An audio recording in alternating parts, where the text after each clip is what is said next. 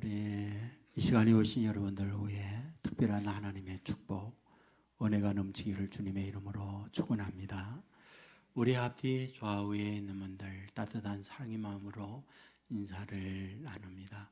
주님의 이름으로 사랑하고 축복합니다.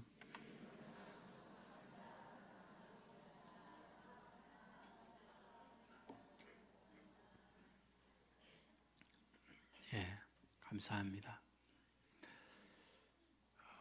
한 분이 꿈을 꾸었습니다. 꿈의 내용은 이렇습니다. 자기 동네에 새로운 가게가 오픈이 됐습니다. 다른 가게와 다른 인테리어가 되어 있습니다. 그는 호기심이 있어서 문을 열고 들어갑니다. 놀랐습니다. 왜냐하면 주인이 천사였기 때문에 그렇습니다. 이 사람은 주춤거리다가 그 천사에게 묻습니다. 이 가게는 무엇을 파시나요? 그러자 천사는 그 손님에게 이렇게 말하죠. 당신 마음에 원하는 것 모든 걸 다 가지고 있습니다. 그러자 이 사람은 무엇을 살까 고민을 하다가 자기 마음의 소원을 주문하게 됩니다. 나는 마음의 평화, 기쁨, 그리고 누구를 만나든지 삶의 지혜를 얻는 인생, 그리고 두려움이나 문제들을 풀어냄으로 말미암아 진정한 자유를 얻을 수 있는 그런 것을 저에게 주십시오. 그러자 천사는 미소를 띠면서 이렇게 이야기해요. 우리 가게는 완제품을 팔지 않아요. 열매를 팔진 않아요. 씨앗을 팝니다. 이렇게 말을 했어요. 교회란 무엇일까? 말씀의 씨앗을 구입하는 자리다 하는 생각이 듭니다. 우리가 이 자리에 앉아서 어떤 인생의 완제품을 구입하고 얻는 것이 아니라 하나님의 말씀의 씨앗을 우리 마음 밭에 하나하나 뿌리고 그 씨앗을 잘 가꾸어서 무성한 열매를 맺게 하는 곳, 그것이 이 교회의 말씀을 듣는 시간이다. 그런 생각을 가지게 됩니다. 여러분, 오늘 우리가 말씀의 씨앗을 받을 때에 성경은 어떻게 우리에게 말씀하고 있나요? 성경은 그런 말씀의 씨앗을 뿌린 그곳에 마귀가 와서 덧뿌리는 것이 있다. 뭡니까? 가라지를 뿌린다. 이렇게 말하고 있습니다. 우리는 이곳에서 말씀을 듣고 가지만은 밖에 나가면 세상으로부터 많은 가라지의 씨앗이 우리 마음밭에 뿌려집니다. TV라든지 주위에 있는 사람들이라든지 또는 내가 접하고 있는 어떤 정보들을 통해서 내 마음에 수많은 세속적 씨앗들이 덧뿌려짐으로 말미암아 자라지 못하는 결과를 낳게 되죠. 농부의 삶을 아십니까? 농부가 씨를 뿌리고 방치하지 않습니다. 김을 메고 그 씨앗이 잘 무성히 자라도록 도와야 합니다. 우리도 마찬가지입니다. 말씀의 씨앗이 떨어지고 그 말씀이 무럭무럭 자라 열매를 거둘 수 있도록 우리 자신들이 가꾸어야 합니다. 저는 금년도에 들어서면서 여러분과 함께 씨름하고자 했던 것, 그게 자유였어요. 제가 대만에서 있으면서 많은 생각을 해오는 중에 내가 혹시 건강이 더 나빠진다거나 문제가 되어진다고 하면 내 안에 꼭 전하고 싶은 이런 말씀들을 전하지 못할 수 있지 않을까? 그렇다고 한다면 별로 많이 준비가 되어 있지 않지만은 그래도 꼭 말씀을 전해야 되겠다 하는 것이 제가 작년도에 가졌던 마음의 부담이었어요. 종종 제가 주위에 있는 분에게 이런 얘기를 해요. 불교에서 어떤 단계에 들어가면 그 사람을 말할 때 해탈했다 이런 말을 씁니다. 일반 사람들이 어떤 수준을 이루게 될 때 득도했다 이런 말을 씁니다. 자유란 그들의 용어로 빌리려고 할 때 해탈이요 득도의 단계다 하는 생각을 가져요. 우리가 신앙인에 있어서 자유를 단어적 의미가 아니라 내 안에 이르게 되어진다고 한다면 그분은 정말 성숙한 그리스도인, 주님 닮은 사람이다 이런 생각을 가지게 됩니다. 여러분 오늘 8주째 자유를 말씀을 하고 있어요. 그러나 자유라고 하는 단어를 쓰지 아니하고 터닫기 하는 말씀을 그동안에 드렸어요. 터닫기란 자유를 제한하고 있는 것들이 무엇이냐 하는 것들이었죠. 에덴에서 선악을 알게 하는 열매를 먹고 난 이후에 벗는다. 그것이 수치로움을 알았고 그 수치가 우리를 올감했다. 또 두려움이 왔다. 두려움이 우리의 인생을 자유를 박탈하게 했다. 선악을 알게 하는 열매가 아는 지식을 가지고 상대를 정죄하고 공격하고 나를 정죄하기 때문에 그 자체가 나의 인생의 행복을 앗아가는 불행의 삶, 자유가 없는 인생을 살게 만들었다. 이런 류의 말씀을 그동안에 들었습니다. 저는 오늘도 이어서 이런 부분을 말씀드리려고 해요. 본문의 내용이 무엇입니까?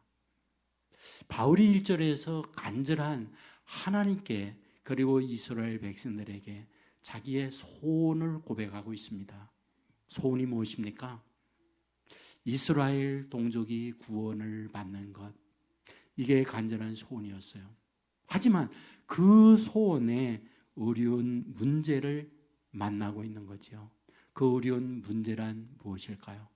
그들이 잘못된 생각으로 구원의 장벽에 막혀 있다라는 거죠. 그 잘못된 생각, 그러므로 구원의 장벽에 막혀 있는 내용이 무엇입니까? 그걸 2절에서 이렇게 말합니다. 내가 증언하노니 그들이 하나님께 열심히 있으나 올바른 지식을 따른 것이 아니니라. 하나님께 열심히 합니다. 믿음 생활 잘합니다.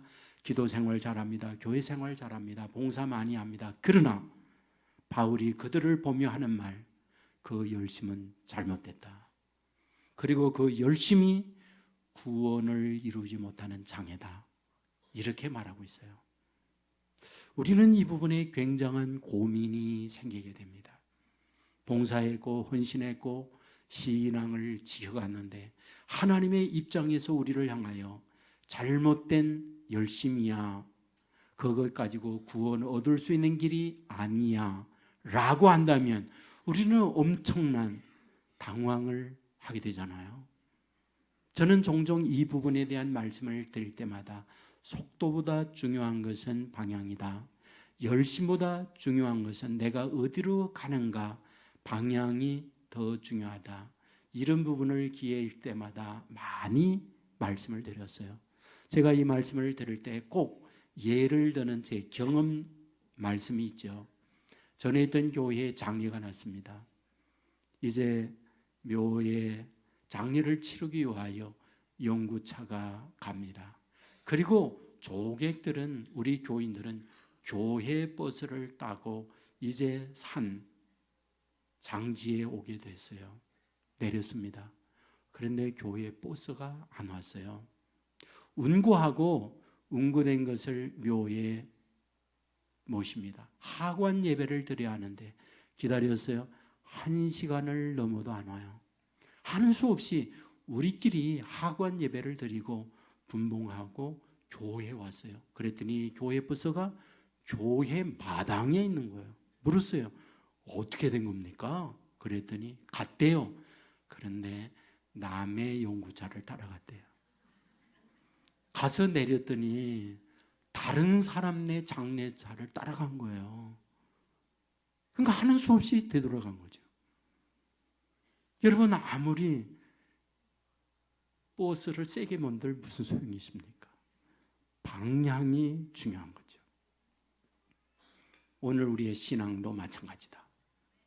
오늘 저와 여러분이 믿는 신앙, 오늘의 열심, 하나님께서 저와 여러분을 보면서 그것이 옳으냐, 그것이 바르냐 라고 우리에게 묻는다고 한다면 저와 여러분은 이 열심으로 하나님의 마음에 듭니다 라고 말할 수 있을지 모르지만, 하나님의 입장에서 볼 때 하나님은 어떻게 이 부분을 우리에게 말씀하실까?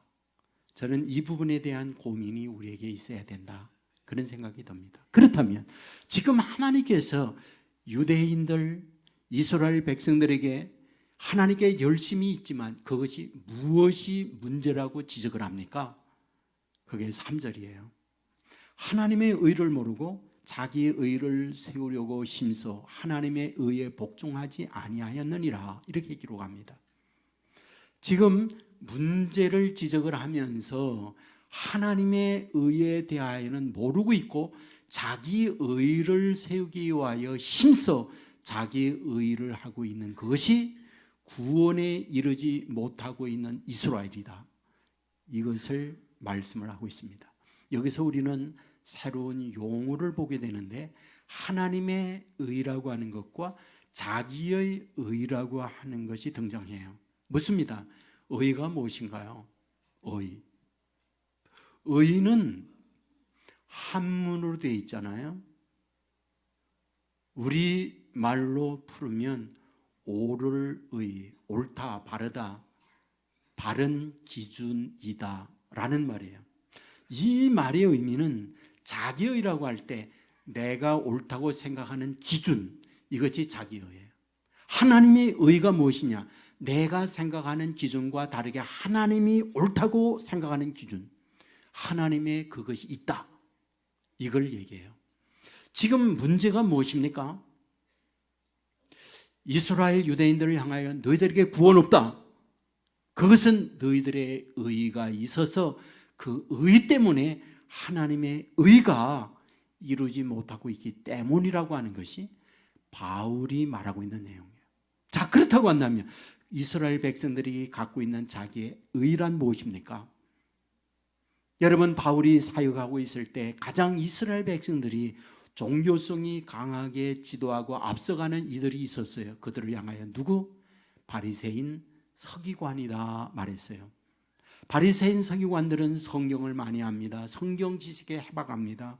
그리고 교회 생활, 신앙 생활 어떻게 해야 되는지 누구보다 풍부한 경험과 전통을 갖고 지내는 이들이 바리새인 서기관입니다. 그런데 그들이 갖고 있는 기준이 있어요. 그들이 갖고 있는 의의가 있어요. 그것에 따르기 위하여 그들은 열심을 내서 오늘까지 왔습니다. 그런데 그 열심을 내고 있는 그들을 향하여 주님은 책망해요. 그것 가지고 안 된다라고 말하고 있어요. 여러분, 복음서에 보면 그런 말씀이 가득 차 있는데 그것에 대표적으로 여러분에게 소개하면 누가복음 18장이에요. 그곳에 두 명이 등장해요. 하나는 바리새인이고 하나는 세리입니다. 어디에 있습니까? 성전에 있습니다. 뭐합니까? 기도합니다. 그런데 바리새인의 기도의 내용이 무엇입니까? 하나님, 저기 있는 세리와 같지 않게 함을 감사합니다. 나는 남의 것을 토색, 불의하고 간음한 일 없어요. 그리고 하나님 감사해요. 나는 일주일에 2번씩 꼬박꼬박 금식 기도해요. 그리고 하나님 감사합니다. 나는 수입의 11조 꼭꼭 빠짐없이 다 하나님께 드립니다. 라고 기도한 거예요. 자, 우리는 여기에서 뭘 발견하게 됩니까? 이와 같이 바리새인의 기도 잘못됐나요? 바른 기도예요. 왜? 사실적인 기도를 하고 있으니까요. 사실로 그는 불의하지 않아요. 토색하지 않아요. 간음하지 않아요. 그는 철저하게 일주일에 2번씩 금식했습니다. 그리고 11조 드렸어요. 얼마나 훌륭한 신앙생활을 하고 있나요? 이걸 우리는 뭐라고? 자기 의라고 말한다라는 거예요. 그런데 오늘 성경은 우리에게 뭘 말하고 있느냐? 그런 자기 의를 가지고는 구원 얻지 못한다. 이것이 바로 유대인들을 향하여 바울이 말하고 있는 거예요. 오늘 우리가 살고 있는 삶의 현장에 신앙생활을 오래 한 사람일수록 자기 의가 충만할 수 있다는 걸 알아야 돼요. 우리에게는 우리가 어떻게 해야 하고 어떻게 말해야 되고 어떻게 행동해야 되는지 그 기준점을 가지고 그 기준에 올바르지 못할 때 나는 저들과 급이 다릅니다. 이렇게 해주심을 감사합니다. 그리고 그 기준에 비교해 볼 때 미치지 못하면 그를 향하여 정죄, 책망을 가하는 것이 사실은 바리새인들에게 갖고 있는 자기 잣대, 자기 오였어요. 김원호라고 하는 분이 자라고 하는 시를 썼는데 의미가 있어서 소개합니다. 언제부턴가 나는 마음속에 자 하나를 놓고 다녔습니다. 돌을 만나면 돌을 재고 나무를 만나면 나무를 재고 사람을 만나면 사람을 쟀습니다. 물 위에 붙이는 구름을 보며 하늘의 높이까지 잴 수 있을 것 같았습니다. 나는 내가 지닌 자가 제일 정확한 자라고 생각했습니다. 내가 잰 것이 넘거나 처지는 것을 보면 마음에 못마땅하게 여겼습니다. 이렇게 인생을 확실하게 살아야 한다고 몇 번이나 속으로 다짐했습니다. 가끔 나를 재는 사람들을 볼 때마다 무관심한 채 하려고 애썼습니다. 간혹 귀에 거슬리는 이야기를 듣게 되면 틀림없이 잘못된 자일 거라고 내뱉었습니다. 그러면서도 한 번도 내 자로 나를 잰 적이 없음을 깨닫고 스스로 부끄러웠습니다. 아직도 녹슨 자를 하나 갖고 있지만 아무것도 재지 않기로 마음 먹었습니다. 여러분, 자기의 재로 이것저것을 잰다, 이 말이 무슨 말이냐? 자기 의가 가득 차 있다. 바울이 여기서 말하고 있는 내용이다, 그런 얘기입니다. 팬인가 제자인가라는 미국의 목사님이 쓴 제목의 책이 있어요. 많은 한국의 독자층을 가지고 있습니다. 이 책에 나오는 내용 한 부분을 소개합니다. 존이라고 하는 분이 등장해요. 그분이 청바지를 입고 허스름하게 은행 창구에 갔어요. 은행 직원이 이 사람을 보면서 말합니다. 담당 직원이 없으니 다음에 오세요. 그러자 존은 주차증을 주면서 도장을 찍어주세요. 그랬더니 직원이 하는 말, 업무 본 거 없으면 도장 찍어준 게 없어요. 저는 업무 보기 위해서 왔지만 담당 직원이 없으니 다음에 올 터이니 여기에 도장을 찍어줘요. 그랬더니 그 직원이 하는 말, 업무 본 게 없잖아요. 그냥 가셔야죠. 도장 찍어줄 수 없어요. 그랬더니 존이라고 하는 이분이 그러면 업무를 보게 해드리죠. 자기 통장을 내놓았어요. 인출을 해주세요. 다른 은행으로 옮겨가겠습니다. 여러분, 인출 금액이 100억 원에 가까이 되는 어마어마한 돈이었어요. 결국 그 인출을 받고 주차 도장을 찍고 갔어요. 이 얼마나 어리석은 바보의 짓입니까? 오늘 우리가 살고 있으면서 내가 갖고 있는 잣대, 기준에 의해서 이런 손해보는 인생이 우리에게 많다. 이것을 우리에게 깨우치는 예가 아니겠습니까? 여러분, 오늘 우리의 의 어디로부터 왔나요? 역시 창세기 3장으로부터 이 의가 우리 안에 가득 차게 됐어요. 선악을 알게 하는 열매를 먹고 나무 뒤에 숨고 있는 아담을 하나님이 찾아갑니다. 아담아, 내가 어디 있느냐? 그가 말해요. 내가 벗었으므로 숨었나이다. 그때 하나님이 말합니다. 내가 네게 먹지 말라고 한 열매를 먹었느냐? 그때 아담이 얘기합니다. 사실은 하나님이 만들어줘 내게 준 그 여자가 나에게 먹으라고 해서 먹었나이다. 이렇게 대답해버려요. 그때 하나님이 여자에게 묻습니다. 네가 어찌하여 그렇게 했느냐? 그래서 이 여자는 뱀이 나를 꿰물어 먹었나이다 말을 해요. 우리는 이것을 무엇이라고 말하나요? 전가라고 해요. 전가란 무엇입니까? 나는 옳은데 죄 때문에 문제가 생겼어요. 죄가 문제예요. 이게 정가입니다. 정가는 무엇입니까? 나는 옳아요. 나는 발라요. 나는 틀린 게 없어요. 그런데 상대 때문에 문제가 생긴 거예요. 이게 정가예요. 오늘 우리의 삶의 현실에 보면 이런 일들, 이것 때문에 어려워지는 일들이 얼마나 많나요? 가정의 부부의 삶, 다 남편이 옳고 아내가 옳잖아요. 다 아들, 딸들이 문제잖아요. 다 내 주위에 있는 그 인간들이 다 문제잖아요. 나는 다 괜찮잖아요. 이게 뭐다? 의다. 자기 의다. 문제는 무엇일까요? 그 의가 인생을 망친다. 이것이 오늘 우리에게 말씀하고 있는 거예요. 그 의가 우리를 행복을 앗아갔고 우리를 불행하게 만들고 그 의가 포성으로 내 인생을 묶고 있다. 이것을 말씀하고 있는 거예요. 그런데 이러한 자기의에 충만한 우리를 불쌍히 여기셔서 하나님이 우리에게 와요. 뭘 가지고? 하나님의 의를 가지고 옵니다. 여러분, 이 의 뭐라고 그랬어요? 옳은 거라고 그랬어요. 자기 의는 인간이 옳다고 생각하는 잣대를 말해요. 기준이에요. 하나님의 의는 무엇입니까? 하나님이 옳다고 생각하는 잣대, 하나님이 옳다고 생각하는 기준을 가지고 우리에게 찾아왔어요. 여러분, 로마서 말씀을 보면 로마서는 1장부터 이 의를 놓치지 않고 붙들고 가요. 로마서 1장 17절에 이렇게 기록합니다. 복음에는 하나님의 의가 나타났어요. 복음에 하나님의 의가 나타났어요. 복음이 기쁩니다. 그런데 그 기쁨으로 하나님의 의를 가지고 우리에게 왔다, 그 얘기예요. 자, 그런데 그러면 하나님의 그 기쁨의 의가 내용이 뭡니까? 무엇이 우리에게 기쁨의 의로 하나님의 의를 가지고 우리에게 찾아옵니까? 로마서 3장 21절에 이렇게 기록합니다. 이제 율법 외에 하나님의 의가 나타나다, 이렇게 말해요. 1장 17절이 로마서 전체의 요절입니다. 1장 17절을 가지고 로마서 전체의 내용을 풀었었어요. 그러므로 로마서 1장 17절은 로마의 핵심 구절이에요. 그런데 그곳에 하나님의 의를 가지고 왔는데 그건 기쁜 소식이라고 말했어요. 복음이다.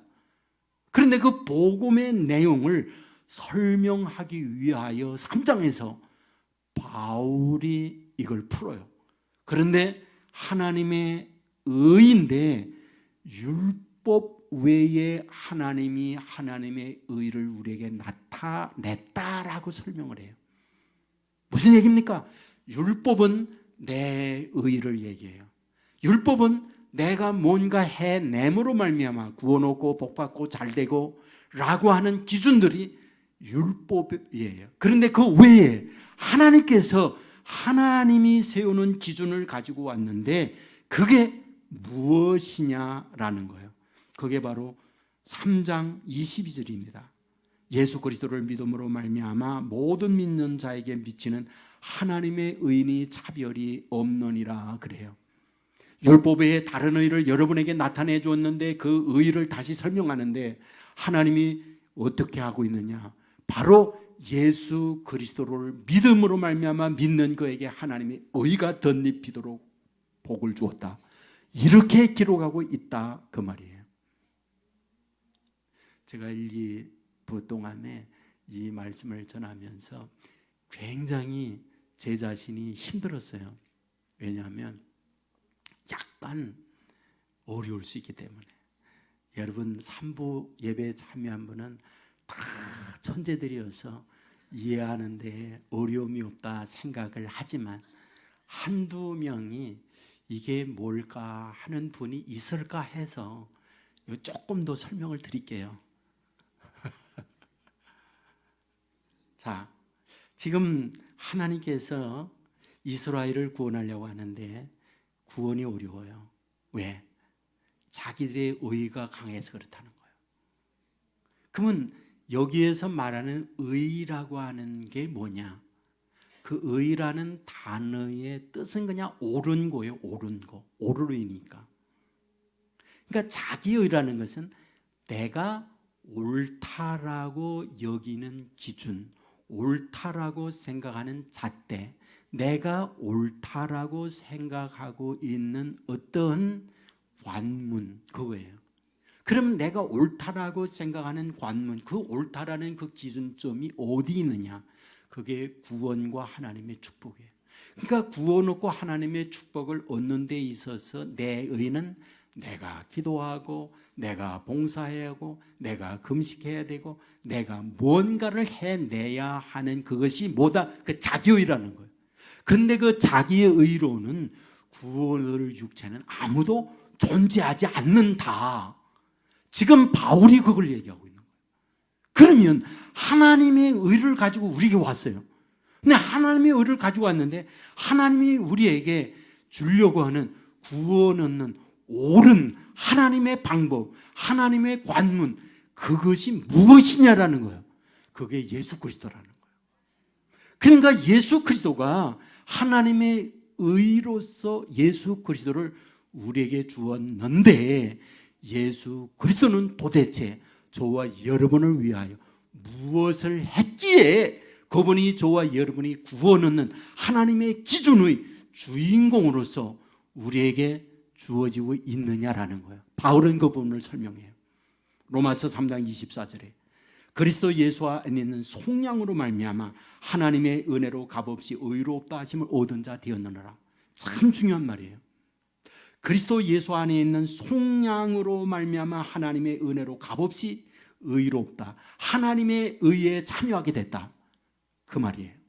그리고 아래 보면 25절에 이 예수를 하나님이 그의 피로서 믿음으로 말미암아 화목제물로 세우셨으니 여기에 두 단어가 나와요. 속량이라는 단어와 화목제물이라는 단어입니다.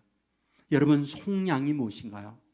속량은 속전, 구속, 대속 같은 유사어로 함께 성경에 쓰고 있어요. 이것을 여러분이 많이 들어서 알고 있는 단어입니다.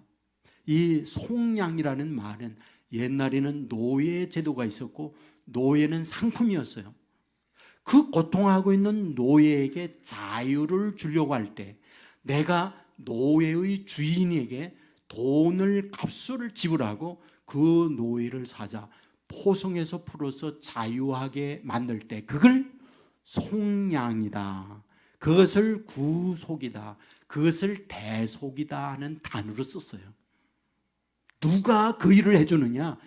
예수님께서 자기를 속량물로 이 세상에 하나님이 주었다라는 거예요. 동시에 화목제물로 주었다라고 얘기해요. 여러분 화목제물이 뭡니까? 화목하기 위하여 드리는 제물을 화목제물이에요. 왜 도대체 화목해야 됩니까? 화목해야 하는 이유가 뭡니까? 원수가 되어 있기 때문에 그 원수의 관계를 화목으로 바꾸기 위하여 제물로 드려야 된다는 거예요. 이것은 성경에 우리에게 분명히 말하고 있어요. 에베소서 2장 14절에 보면 그는 우리의 화병이시니라 둘로 하나를 만드사 원수된 것 곧 중간에 맡긴 담을 자기 육체로 하시고 예수님께서 자기의 육체로 중간에 막힌 담을 허시고 그 원수가 되었던 그것을 화목으로 바꾸어 주었다라고 얘기해요. 그러면 누구와 원수된 겁니까? 물론 우리 이웃 자기 사랑하는 아내와 남편이 왼수들이 많잖아요. 그런 것보다 더 중요한 원수는 하나님과 나와의 관계 원수라는 거예요.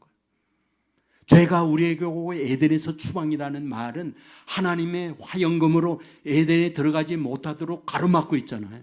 그게 무엇이냐? 하나님과 원수된 상태에 담이 쌓여 있다라는 걸 말하고 있잖아요. 그것을 허무는 것, 그리하여 화목으로 만드는 것, 그게 뭐다? 그게 바로 예수 그리스도의 십자가에 죽으시며 화목제물로 자기를 주어졌다라고 말하고 있는 거예요. 믿으시기를 주의 이름으로 축원합니다. 여러분들 잘 이해해 주셔서 고맙습니다. 이것은 성경의 핵심이에요. 다시 말합니다. 자기의 의는 자기의 노력입니다. 하나님의 의는 복음이에요. 복음은 기쁜 소식입니다. 내가 한 게 아무것도 없어요. 그런데 하나님이 구원을 나를 위하여 다 이루어 놓으셨다라고 하는 것. 예수 그리스도가 십자가상에서 나의 수많은 고통과 문제들을 다 그곳에서 해결해 주었으므로 나는 무하다. 나는 그 사실을 인정하고 받아들이게 될 때 무하다. 그 은혜가 나에게 주어지는 이것이 하나님이 세우는 의, 하나님이 세우는 구원의 기준, 하나님의 방법이다. 그 하나님의 의를 내 의로 받아들이면 저와 여러분의 그 복음의 은혜, 축복이 주어진다 라고 하는 것. 이것이 바울이 지금 본문에서 말씀하고 있는 사실이라는 것 믿으시기를 주의 이름으로 축원합니다. 여러분, 저는 이 부분에 대하여 이렇게 좀 설명을 드릴 수 있어요. 여러분, 저와 여러분이 세상에 태어날 때 어디에 있다가 왔나요? 어머니의 자궁 안에 있다가 세상에 나왔어요. 여러분, 자궁 안에 있으면서 내가 먹고 살아야지 어디 가서 노동하며 일한 적 있나요? 그곳에 추우니까 군불을 떼야겠구나, 보일러를 틀어야겠구나, 이런 수고스러움이 자궁 안에 있었나요? 더웠기 때문에 에어컨을 틀어야지, 이런 수고가 우리에게 있었나요? 티끌만치도 하나도 아무것도 없어요. 우리는 그냥 그 안에서 무럭무럭 10개월을 커다가 이 세상에 태어났어요. 생명은 뭡니까? 생명은 은혜예요. 생명은 축복이에요. 한 게 아무것도 없어요. 저와 여러분을 성경은 뭐라고 말합니까? 새 생명이라고 말해요. 예수를 믿는다는 게 뭡니까? 새 생명으로 태어났다는 걸 말해요. 그렇다면 새 생명이 태어나기 위하여 저와 여러분이 자궁 안에서 뭔가 노력을 하고 수고하여 어떤 생명을 크게 만들므로 그 결과로 이 세상에 태어난 게 아니라고 한다면 우리가 예수 안에서 새 생명으로 태어나는 것도 똑같다. 하나님의 자녀가 되고 하나님의 백성이 되어 새 인생이 되어지는 것, 그걸 위해서 저와 여러분이 투자하고 노력하고 잠 못 이루고 금식하고 전도하고 이런 헌신이 있기 때문에 새 생명이 된 게 아니다. 전적으로 그것은 하나님께서 다 이루어 놓은 것이다. 그것을 아멘으로 받으면 그것이 하나님의 세우는 천국 가는 기준인데 그것이 내 것이 되어진다. 이것이 성경이 우리에게 가르치는 바예요. 믿으시기를 주의 이름으로 축원합니다. 그 은혜, 이것을 성경은 값없이 너에게 주는 거라고 우리에게 가르쳐주고 있어요. 여러분, 이 값없이 주는 하나님의 귀한 은혜를 받은 거예요. 다시금 여러분에게 여러분 누가복음 18장을 말씀드립니다. 그곳에 바리새인과 세리가 등장했어요. 여러분, 세리는 기도할 때 어떻게 기도합니까? 얼굴을 들지 못하고 땅에 묻으며 가슴을 치면서 나는 죄인으로소이다. 그거밖에 못했어요. 나는 죄인으로소이다. 나는 죄인으로소이다. 뭡니까? 나의 여인은 아무것도 없습니다. 나 잘난 거 아무것도 없습니다. 내 해난 거 아무것도 없습니다. 허물입니다. 부끄럽습니다. 나는 그것밖에 없어요. 라고 하는데 우리 주님 너무나 기뻐서 말해요. 내가 의롭다. 내가 의롭다. 하나님의 의가 그에게 임해서 하나님의 의 때문에 그를 하나님이 의롭다라고 말씀해 준 거예요. 이 사실을 아멘으로 받아들일 때 이것을 믿음이라고 해요. 이 믿음이 저와 여러분에게 있기를 주의 이름으로 축원합니다. 여러분, 믿음은 바울이 로마서 6장에서 어떻게 설명을 하고 있는지 아세요? 믿음을 그리스도 예수 안에서 하나님께 대하여는 살아있는 자로 여길지어다, 이렇게 말을 해요. 내가 예수 그리스도를 믿음으로 하나님의 의가 임했다면 새 생명이 임했다고 여길지어다, 이렇게 말해요. 여기다는 말이 무슨 말이에요? 내가 현실적으로 외적으로 달라진 게 아무것도 없어요. 그냥 말씀이, 성경이 그렇다고 하니까 그렇다고 인정할게요 하는 이것이 여길지어다예요. 믿음이 무엇입니까? 성경이 우리에게 말씀하고 있는 그 내용들, 예수 그리스도를 영접한다고 그래서 내 이마에 어떤 화끈한 이마에 표시가 있어서 넌 하나님의 자녀다, 하나님이 함께한다, 표시가 없어요. 내가 믿을 때나 믿지 않을 때나 그대로, 내 인생 그대로입니다. 그런데 믿음이란 성경이 그렇다고 말씀한 그것을 내 마음에 인정을 하고 그렇게 여겨지는 것, 그게 바로 믿음이라는 것. 이것을 제 실제적 경험으로 설명을 드릴게요. 1984년도 10월 달에 제가 목사 안수를 받았어요. 그 노회에서 목사 안수 받을 때는 여러 명이 같이 받는데 그때는 딱 저 혼자만 받았어요. 그 안수위원들, 목사님들이 10명 이상이 강례상에 나와서 저희가 안수를 합니다. 근데 다 각각 한 명이 제 손을 얹었지만 10개의 손이 제 머리에 눌려져 있어요. 저는 지금 그때 어떤 기도했는지 기억 하나 없어요. 다만 기억하고 있는 거, 10사람이 누르는데 얼마나 힘이 든지. 제가 이렇게 엎드려서 이 손을 바닥에 받치고 쓰러지지 않기 위하여 목을 이렇게 받치고 버텼던 그 기억만 지금도 여전히 남아있어요.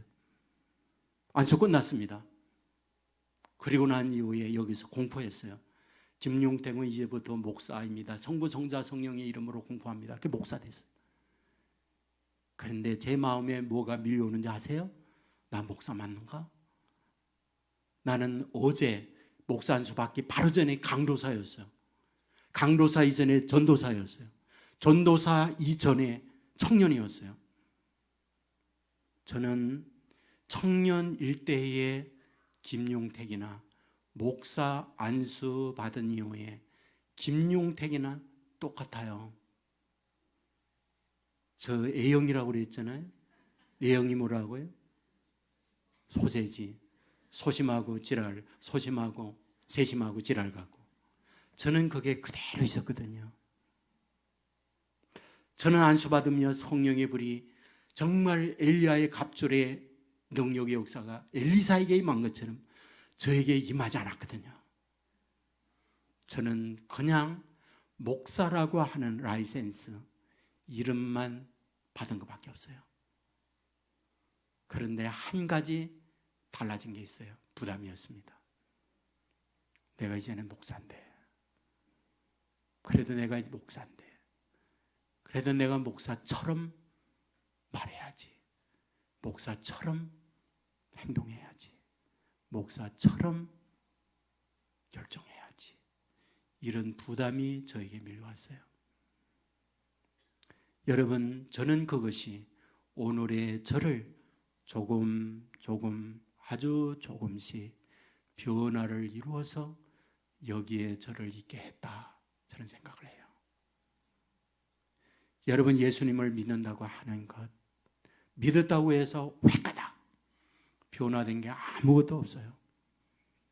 내 안에 주님이 계시고 날 위하여 내 부족하고 허물 많은 것 화목제물이 되고 속량을 해주심으로 말미암아 내가 오늘 여기에 있다, 내 안에 주님이 거하신다, 이 마음으로 여기는 거예요.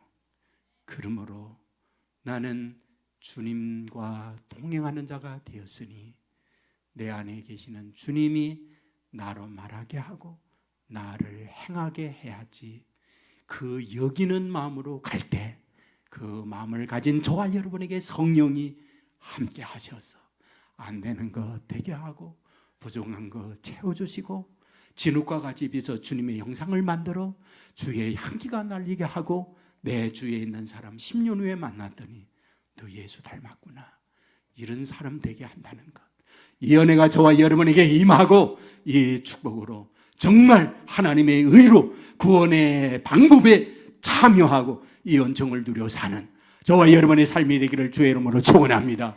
모두 자리에 일어나겠습니다. 뜻을